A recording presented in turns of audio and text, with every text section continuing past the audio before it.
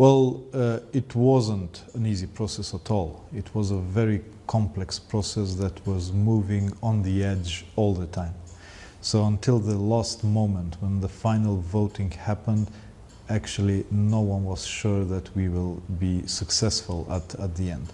But we managed to have an inclusive and participative process to involve everyone in defining the constitutional changes, so everyone would feel as a part of the process.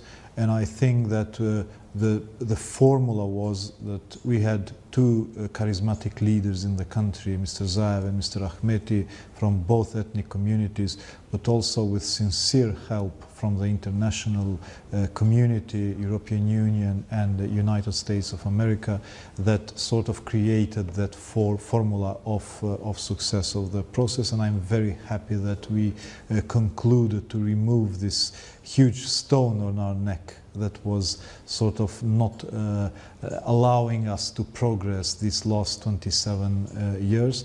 And now I'm looking forward this process to end successfully in the Greek Parliament. Was also happy to hear that the government successfully continued to work, and we are expecting the week to come, the next week, the process to be ratified in the Greek Parliament as well, and then this agreement to enact, to go into force, so we can move forward with all the issues that are stipulated in the agreement.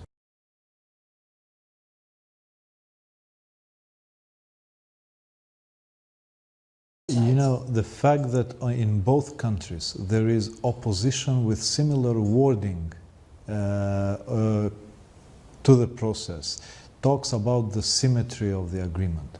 Because if the agreement was asymmetrical in favor of only one side, so it wasn't some kind of win-win solution, then you would have a huge opposition in one country and less opposition in the other country. So actually this opposition, this equal opposition in intensity and in the wording, talks about that this agreement was quite symmetrical and it's a win-win for both countries. Of course that you cannot have 100% agreement for each situation in a democratic society, but I think that the majority of people in both countries understand how important it is for Greece to be released from this issue and to return back to their role in the Balkans, which I always say that the role of Greece is to be the torch, the European integration torch for the entire region that should lead the process of integration of the region into the European Union.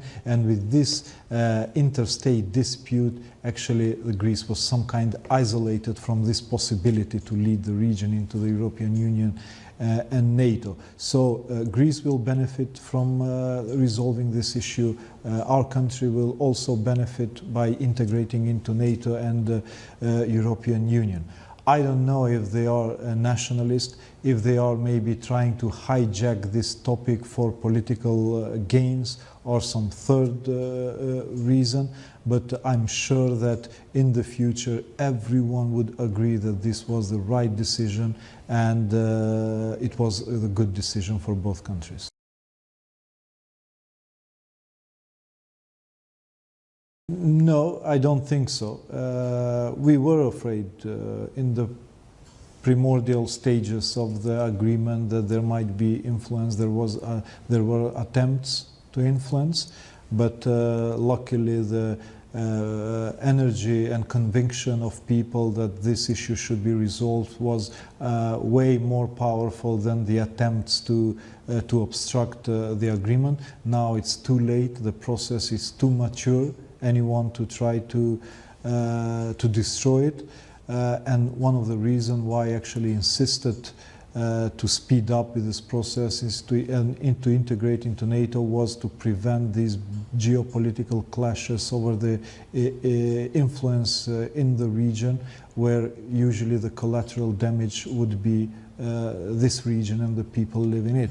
So finally, though we want to have good bilateral relations with Russia, now the message is that we belong to the Euro-Atlantic family of values, and the ambition of other geopolitical powers to influence this region is over.